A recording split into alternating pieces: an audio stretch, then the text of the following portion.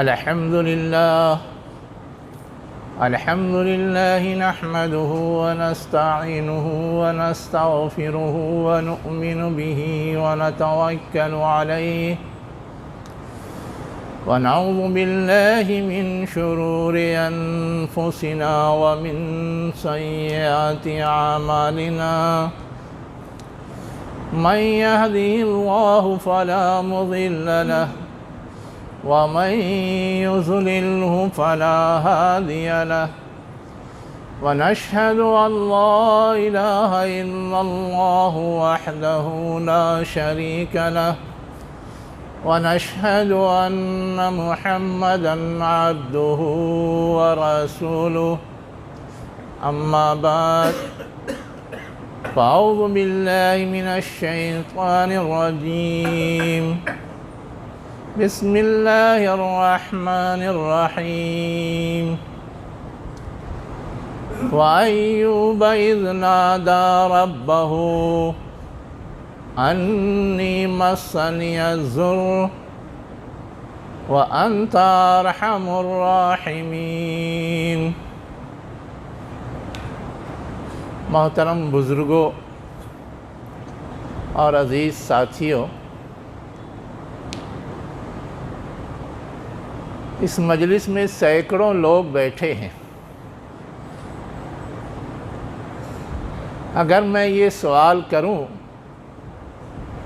کہ ہم میں سے کتنے لوگ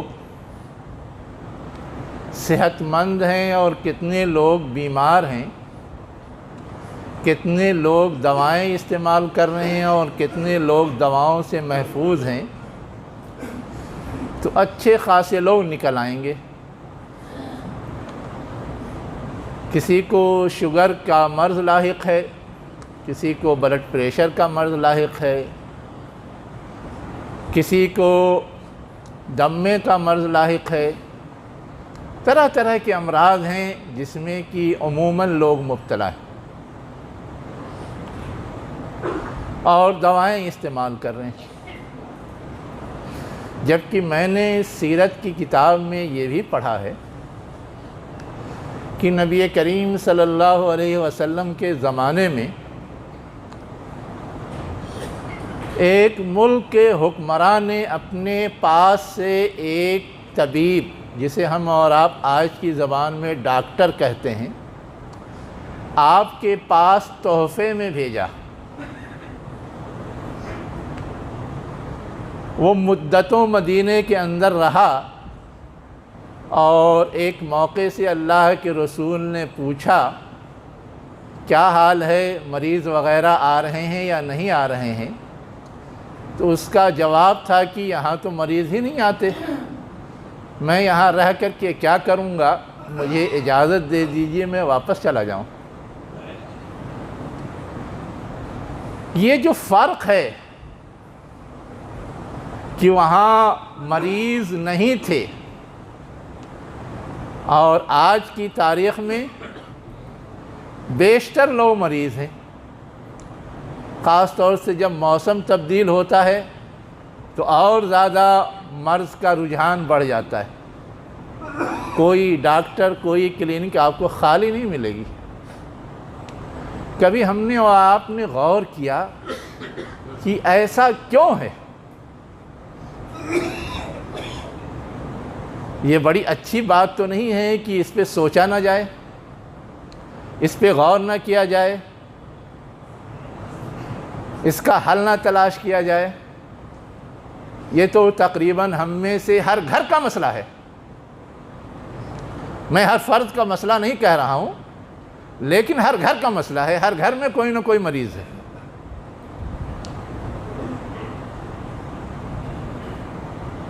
اگر ایک لفظ میں اس کا جواب دینا ہو تو آپ کیا دیں گے؟ میرے پاس تو قرآن مجید کی ایک آیت ہے جو تھوڑی سی رہنمائی کرتی ہے۔ قرآن مجید میں اللہ تعالیٰ نے کہا کلوا واشربوا ولا تسرفوا، کھاؤ اور پیو اور حد اعتدال سے آگے نہ بڑھو، بے اعتدالی نہ کرو۔ ہمارے اس پورا پوزیشن کا اور اس صورتحال کا اصل سبب یہی بے اعتدالی ہے۔ ہم کیسے کیسے بے اعتدالی کرتے ہیں ہم سمجھتے بھی نہیں۔ ہم اور آپ صحت مند کب رہ سکتے ہیں؟ جب وہ چیزیں اچھی ہوں گی جو ہم استعمال کرتے ہیں، جس کی بدولت ہماری زندگی قائم رہتی ہے، تو ہم صحت مند رہیں گے۔ اب ہم زندہ تو رہتے ہیں ہوا کے بل پہ، پانی کے بل پہ، کھانے کے بل پہ۔ اس میں سے کون سی چیز ہے جو اس وقت آلودہ نہیں، جسے ہم اور آپ استعمال کرتے ہیں؟ کیا ہماری یہ آب و ہوا بہت فریش ہے، بہت تازہ ہوتی ہے، بہت صحت بخش ہوتی ہے، جس میں ہم اور آپ سانس لیتے ہیں؟ نہیں۔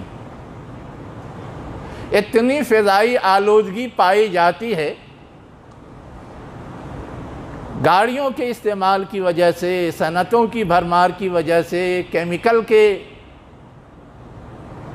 مظاہرے کی وجہ سے، کہ ہماری یہ آب و ہوا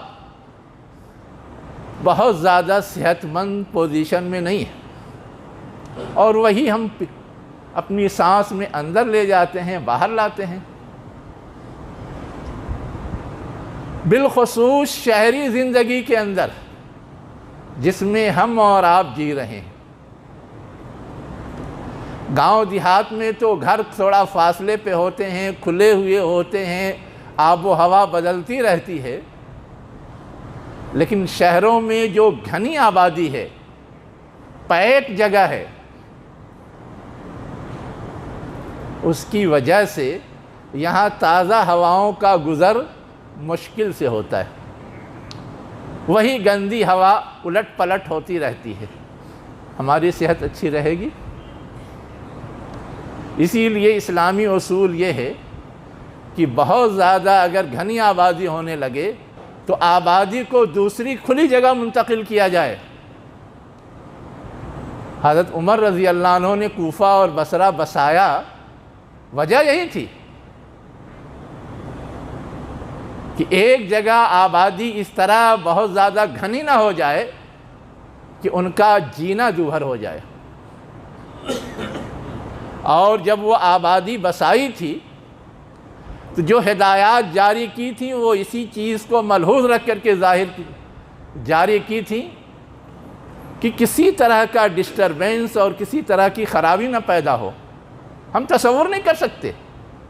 آپ کی ہدایات میں یہ بھی تھا کہ راستے کے لیے اتنی جگہ چھوڑی جانی چاہیے کہ 2 اونٹ گزر سکیں۔ اس زمانے میں سواری وہی تھی۔ آج بھی راستے کے لیے اصول وہی ایڈاپٹ کیا گیا ہے، اخذ کیا گیا ہے کہ 2 گاڑی گزرنے بھر راستہ ہونا چاہیے۔ یہ ایک وجہ ہے۔ اس کے علاوہ ہم لوگ پانی استعمال کرتے ہیں۔ ہم کو اور آپ کو جو پانی ملتا ہے 50% آلودہ ہوتا ہے۔ 50%۔ یہ میری تحقیق نہیں ہے، یہ میڈیکل کی جو تجربہ گاہیں ہیں ان کی رپورٹ ہے۔ کیسے یہ 50% آلودہ ہوتا ہے؟ ہم اور آپ جانتے ہیں سب سے صاف شفاف پانی کون ہوتا ہے؟ بارش کا پانی۔ اس کے بعد کون ہوتا ہے؟ چشمے کا پانی جو نیچے سے ابلتا ہے۔ اس کے بعد کون ہوتا ہے؟ بہتا ہوا پانی۔ ہم اور آپ جو پانی استعمال کرتے ہیں وہ رکا ہوا پانی ہے، ٹھہرا ہوا پانی ہے، جمع کیا جاتا ہے اور پھر ہمیں سپلائی دیا جاتا ہے۔ کتنی اس میں گندگی، کتنے اس میں جراثیم پہنچتے ہیں ہمیں اور آپ کو آگاہی نہیں۔ کہنے کے لیے اسے فلٹر کیا جاتا ہے، لیکن جو الہی نظام ہے بادلوں کے ذریعے پانی کو فلٹر کرنے کا، اس نظام تک ابھی جو مصنوعی فلٹر کا نظام ہے وہ نہیں پہنچا ہے۔ پانی تو سمندر کا بھی فلٹر کر کے فراہم کیا جاتا ہے، ہمارے ملک میں بھی پلانٹ لگا ہوا ہے چنئی کے اندر، لیکن اس سے جو پانی آتا ہے وہ 100% فلٹر نہیں ہو پاتا۔ اس کی مزے کو دیکھیے، اس کے بو کو دیکھیے، آپ کو اندازہ ہوگا۔ ہمارے یہاں بھی فلٹر کر کے آتا ہے، سپلائی دیا جاتا ہے، لیکن کبھی کبھی پانی جب ہمارے یہاں آتا ہے خود ہمیں یہ محسوس ہوتا ہے کہ یہ اتنا گندا ہے کہ پیا نہیں جا سکتا۔ بازار کا پانی منگوا کر کے ہم پینے پہ مجبور ہوتے ہیں۔ اگر وہی پانی ہم استعمال کریں گے، چاہے کھانے کے لیے، چاہے نہانے کے لیے، چاہے پینے کے لیے، کیا اس سے ہماری صحت بحال رہے گی؟ اسی طرح کھانے کی جو چیزیں ہم استعمال کرتے ہیں،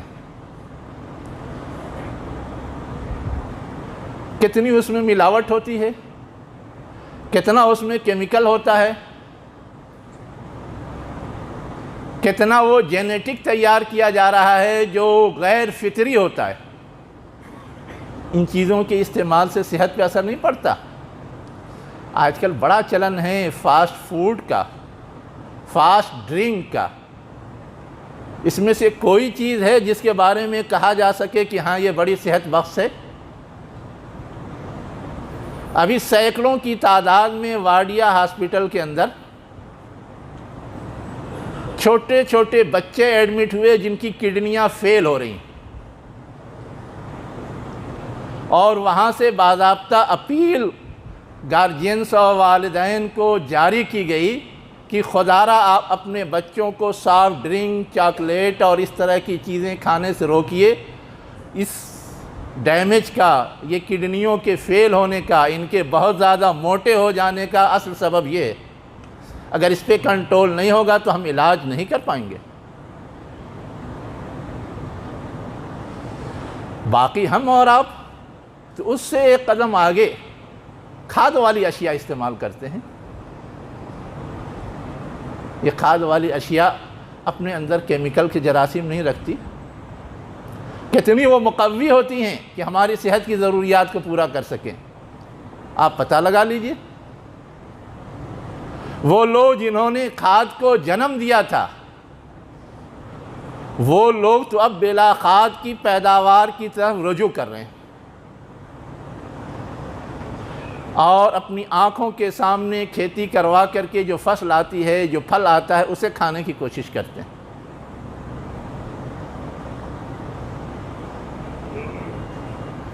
اور ہمارے یہاں وہی چیز دن بدن بڑھتی جا رہی ہے۔ شروع میں تو صرف غلے کے لیے استعمال ہوتا تھا، اب تو سبزیوں کے لیے بھی استعمال ہوتا ہے، اب تو فروٹس کے لیے بھی استعمال ہوتا ہے۔ کوئی بھی چیز محفوظ نہیں ہے۔ اب ایسی چیزیں ہم استعمال کریں گے تو ہماری صحت بحال رہے گی۔ ایک بات ہے جو میں نے ابھی آپ کو بتائی ہے، ذرا غور سے دوسری بات بھی سنیے۔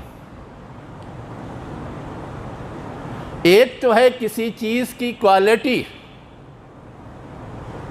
اس کوالٹی کے حوالے سے ہم کو حلال اور حرام کی تمیز دی گئی تھی، کن غذاؤں کو استعمال کرنا ہے اور کن غذاؤں کو نہیں استعمال کرنا ہے۔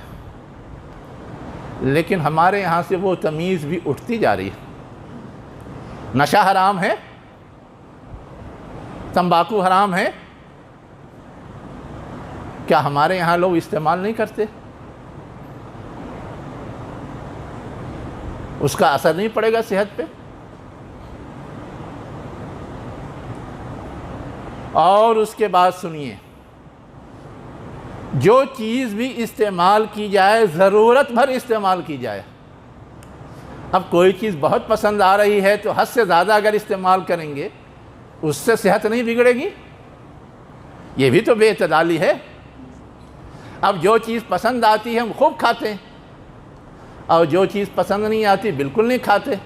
حالانکہ اللہ تعالیٰ نے اس کائنات میں جو چیز بھی پیدا کی ہے، ہر چیز کی ہمیں ضرورت ہے اس لیے پیدا کی ہے، کم یا زیادہ ہمیں ان ساری چیزوں کو استعمال کرنا چاہیے تو ہماری صحت اعتدال پہ رہے گی، ورنہ یک طرفہ کچھ چیزیں استعمال کریں گے اور دوسری چیزیں بالکل نہیں استعمال کریں گے تو ہماری صحت اعتدال پہ نہیں رہے گی، بے اعتدالی کا شکار ہوگی، چاہے دبلے ہوں، چاہے موٹے ہوں، چاہے کچھ بھی ہوں، لیکن صحت مند نہیں رہیں گے۔ صرف چند چیزیں ایسی ہیں جن کے اندر صحت کی ضروریات کی ساری چیزیں پائی جاتی ہیں، جس میں ایک چیز تو دودھ ہے، دوسری چیز کھجور ہے، جس کے بارے میں ہمارے اطباء بھی کہتے ہیں اور اللہ کے رسول نے بھی پسندیدگی کا اظہار کیا۔ ریزن اور سبب صرف یہ ہے کہ اس کے ذریعے پوری غذائی ضروریات مکمل ہوتی ہیں، اس کے علاوہ اور ساری چیزوں کے استعمال سے ہماری ہر طرح کی غذائی ضرورت پوری ہو جائے، ایسا نہیں ہوتا۔ اسی طرح ہم جو کچھ کھاتے ہیں اس کے حوالے سے اللہ کے رسول نے کیا یہ ہدایت نہیں دی کہ پیٹ میں تھوڑی سی بھوک باقی رہے تبھی چھوڑ دو؟ 4 حصے بناؤ، 3 حصے کھاؤ یا 2 حصے کھاؤ اور 2 حصہ خالی چھوڑ دو، ہوا کے لیے یا پانی کے لیے یا اس کو ہضم ہونے میں آسانی کے لیے۔ ویسے ہی ہم کو یہ بھی ہدایت دی گئی کہ کھانے کا ایک شیڈول ہونا چاہیے، ایک ٹائم ٹیبل ہونا چاہیے، کب کھانا مفید ہوتا ہے اور کب کھانا مفید نہیں ہوتا۔ ہم لوگ بہت مشہور حدیث سنتے ہیں، ان فی السحور لبرکہ، سحری میں کیا ہے؟ برکت ہے۔ آپ میڈیکل پڑھنے والوں سے جا کے پوچھئے، وہ یہ بتائیں گے کہ بھوک لگی ہو اس وقت کھانا زیادہ غذائیت کا سبب بنتا ہے یا زیادہ صحت بخش ہوتا ہے، اور جب بھوک نہ لگی ہو آپ اس وقت دوبارہ کھا لیں تو وہ چیز بہت زیادہ فائدہ نہیں پہنچاتی۔ سحری کا وقت رات کا وقت گزرنے کے بعد آتا ہے، اس لیے کہا گیا اس وقت کچھ بھی کھایا جائے گا وہ زیادہ برکت والا ہوگا، زیادہ اثر انداز ہونے والا ہوگا، زیادہ اس کا فائدہ ہوگا۔ اور یہ بھی ہدایت دی گئی کہ صبح میں زیادہ دیر تک بغیر کھائے نہیں رہنا چاہیے، کچھ نہ کچھ ناشتے کی شکل میں کھا لینا چاہیے۔ بلکہ اطباء تو یہ کہتے ہیں کہ صبح کی غذا جو ہے وہ کیا ہونی چاہیے؟ ہیوی ہونی چاہیے، اور شام کی غذا کیا ہونی چاہیے؟ ہلکی ہونی چاہیے۔ ہمارا معاملہ الٹا ہے، ہم سو کے اٹھتے ہیں، پکانے کی زحمت ہوتی ہے، جانے کی جلدی ہوتی ہے، کچھ بھی تھوڑا موڑا کھا کر کے بھاگتے ہیں، اپنی صحت بگاڑتے ہیں، اور شام میں جب لوٹ کے آتے ہیں تو خوب ہیوی کھا کے سو جاتے ہیں، پھر کچھ کرتے نہیں۔ حالانکہ یہ ہے تعشا تمشا۔ تعشا تمشا کا مطلب سمجھتے ہیں؟ شام کا کھانا کھاؤ تو کچھ چہل قدمی کرو، کھانے کی چیز بیلنس ہو جائے اس کے بعد سو، یہ نہیں کہ کھا کے فوراً سو جائیں۔ اور تغدا تمدا، دوپہر میں کھاؤ تو تھوڑا لمبے ہو جاؤ، لیٹ جاؤ، قیلولہ کر لو۔ یہ صحت کے تقاضے ہیں، یہ صحت کی ضرورت ہے جس کو ہم اور آپ ملحوظ نہیں رکھتے۔ تو ہماری جو صحت چوپٹ ہو رہی ہے اس کے پیچھے اسباب یہ ساری بے اعتدالیاں ہیں۔ اب سوال ہوگا کہ کریں کیا؟ ان بے اعتدالیوں کو ختم کیجئے، سب چیز ٹھیک ہو جائے گی۔ آسان سا جواب تو یہ، لیکن اس سے آگے کچھ حقائق اور بھی سمجھنے کی ضرورت ہے۔ ہم اور آپ یہ سمجھتے ہیں بیماری ہو گئی، ڈاکٹر کو دکھا کے دوا لے لیں بیماری ٹھیک ہو جائے گی۔ یہ ہمارا سمجھنا غلط ہے۔ شفا دینا اللہ کے ہاتھ میں ہے، دواؤں کے ذریعے گارنٹیڈ معاملہ نہیں ہے۔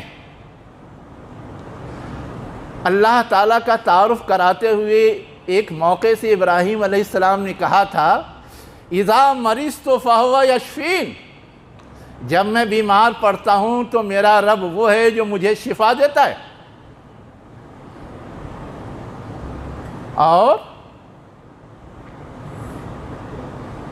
میں نے جو ابھی شروع میں آپ کے سامنے آیت پڑھی تھی نا، یاد کرو ایوب کو جب کہ اس نے اپنے رب کو پکارا، اور پکار کر کیا کہا؟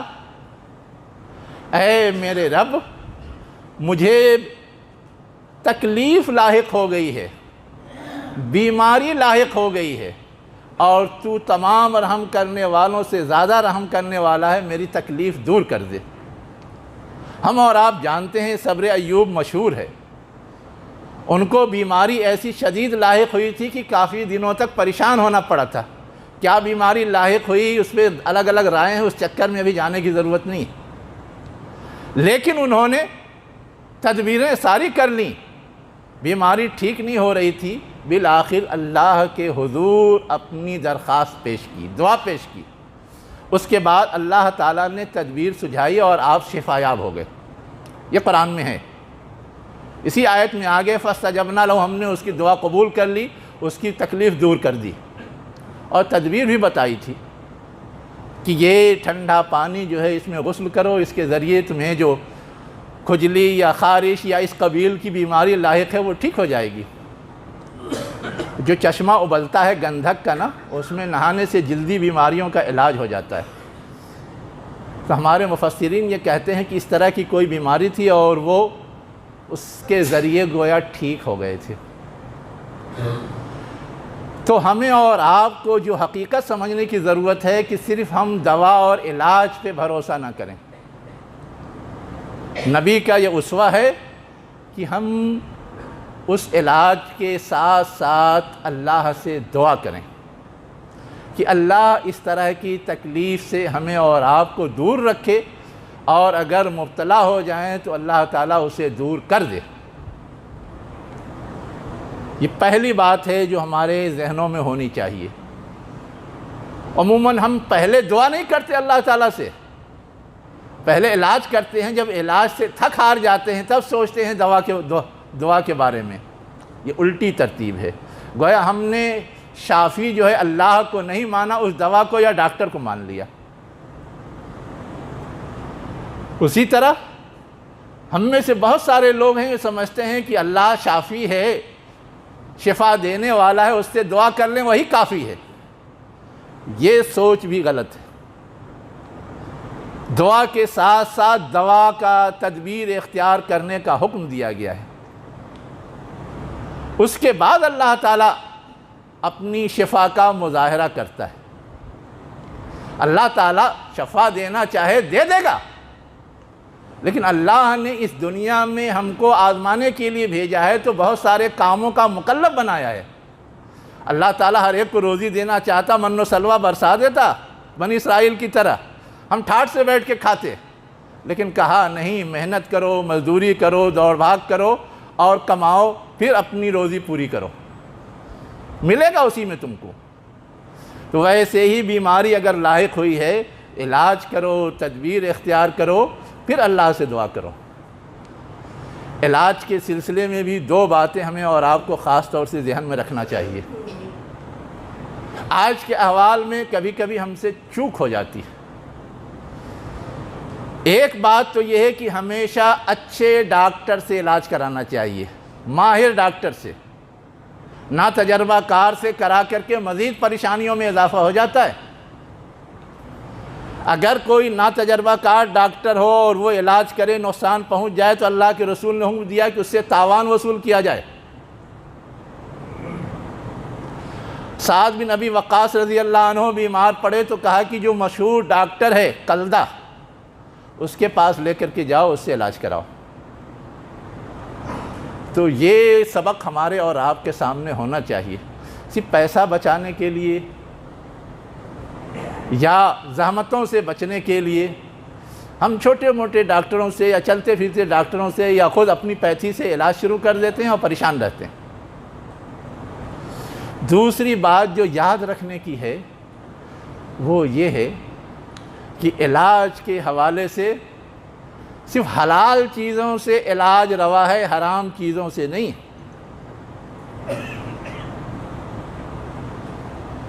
اللہ کے رسول سے سوال کیا گیا کہ کیا شراب کے ذریعے کسی بیماری کا علاج کیا جا سکتا ہے؟ اللہ کے رسول نے کہا نہیں، وہ تو خود بیماری ہے، وہ کیا بیماری کو دور کرے گی؟ وہ خود ناپاک ہے، مرض ہے، اس سے کسی مرض کا علاج نہیں ہو سکتا۔ اللہ تعالیٰ نے ہر مرض کی دوا پیدا کی ہے، وہ دوا تلاش کرو، اس دوا کے ذریعے علاج کرو۔ ایک تیسری چیز جو اور اس سے زیادہ اہم ہے، ہمیں اور آپ کو سمجھنے کی ضرورت ہے کہ ہمیں تو اصلاً اس بات کی کوشش کرنی چاہیے کہ ہم بیمار پڑے ہی نہ،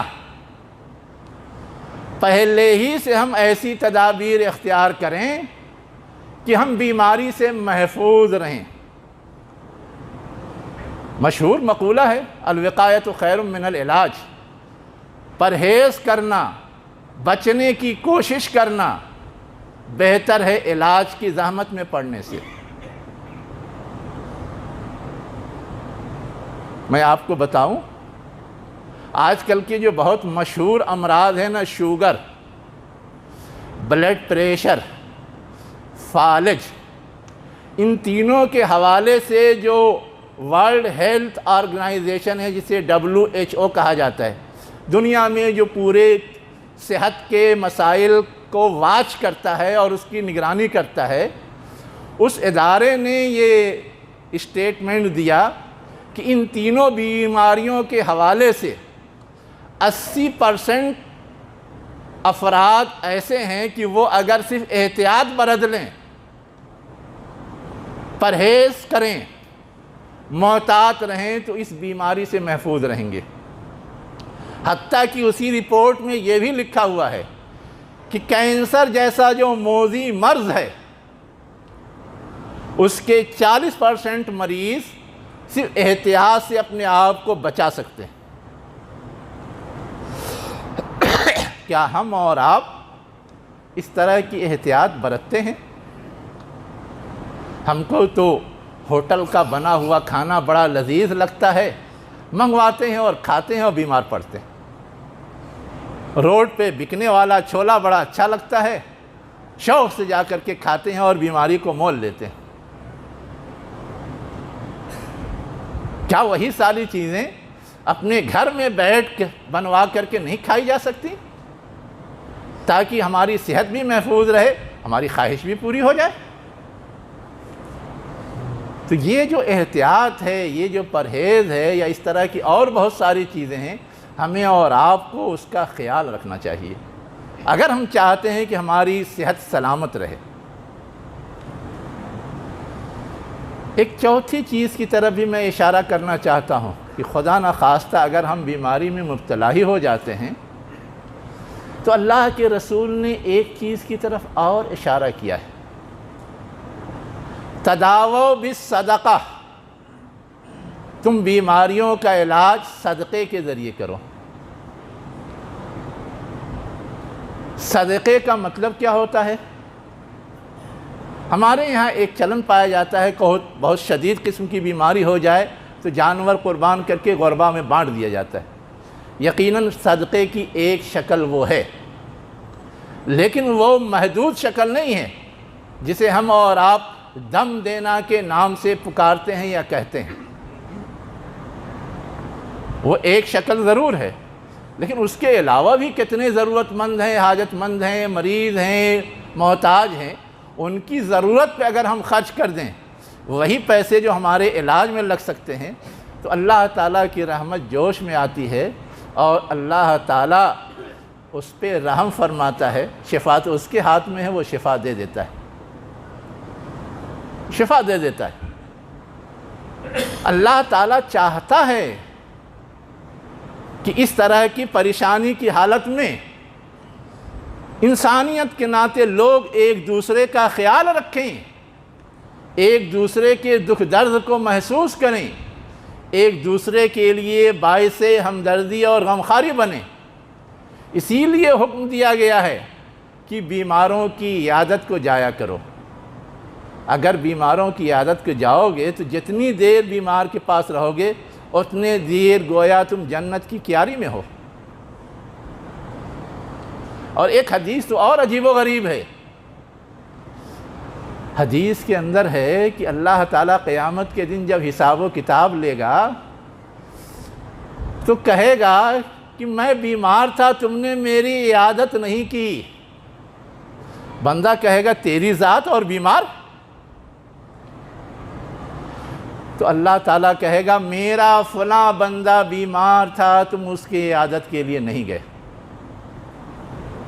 اگر تم وہاں جاتے تو وہاں مجھ کو موجود پاتے۔ یہ جو اللہ کی خواہش ہے، اللہ کی ترغیب ہے، اللہ کی تشویق ہے کہ مریضوں کی عیادت کی جائے۔ کیوں؟ اس لیے کہ جو شخص بیمار پڑ جاتا ہے وہ اپنے آپ کو بالکل ہیلپ لیس سمجھتا ہے، خاص طور سے جو موذی بیماریوں میں یا لا علاج بیماریوں میں مبتلا ہو جاتے ہیں، وہ تو یہ سمجھتے ہیں کہ اب زندہ رہنے کا کیا فائدہ، اللہ تعالیٰ اٹھا لے۔ اگر خودکشی کی اجازت ہوتی تو شوق سے لوگ خودکشی کرتے۔ ایسی پریشانی کی حالت میں اگر ان کو کوئی تسلی دے، ان کے ساتھ کھڑا ہو، ان کی کوئی مدد کرے تو یہ چیز ان کے لیے جینے کا سامان بنتی ہے۔ اس لیے کہا گیا کہ عیادت کرو، اور اس سے اس کو جینے کا جب حوصلہ ملتا ہے تو صحت اچھے رخ پہ جاتی ہے۔ یہ بھی ایک ذریعہ ہے صحت کو حاصل کرنے اور صحت کو بحال کرنے کا، اس لیے یہ حکم دیا گیا ہے۔ کیا ہمارے اور آپ کے ہاں یہ سنت زندہ ہے؟ ہم اور آپ اپنے بغل میں، پڑوس میں، رشتہ داروں میں، محلے میں جو لوگ مریض ہوتے ہیں ان کی عیادت کو جاتے ہیں اور ان کے اس دکھ درد میں شریک ہوتے ہیں۔ اگر ہم نہیں شریک ہوں گے تو اللہ کیسے رحم فرمائے گا؟ اللہ کا کرم کیسے ہوگا؟ غور کیجئے کہ ہمیں اور آپ کو اپنی اپنی صحت کو بحال رکھنے کے لیے کیا کیا کرنے کی ضرورت ہے جس سے ہم اور آپ غافل ہیں۔ آج میں نے جان بوجھ کر کے کسی اجتماعی مسئلے پر نہیں، کسی سماجی مسئلے پر نہیں، کسی معاشرتی اور سیاسی مسئلے پہ گفتگو نہیں کی ہے۔ آج یہ ہر ایک کا پرسنل مسئلہ ہے، ذاتی مسئلہ ہے۔ صحت کی اہمیت پہلے نہیں سمجھ میں آتی، جب صحت چھن جاتی ہے، کوئی بیمار ہوتا ہے، تب سمجھ میں آتا ہے کہ صحت کتنی قیمتی چیز تھی۔ اس سے پہلے کہ ہم اس سے دوچار ہوں، اللہ ہمیں اور آپ کو اس سے محفوظ رکھے، اور جو صحت کے تقاضے ہیں ان کو پورا کرنے کی توفیق دے۔ اقول قولی ھذا واستغفر اللہ لی ولکم اجمعین برحمتک یا ارحم الراحمین۔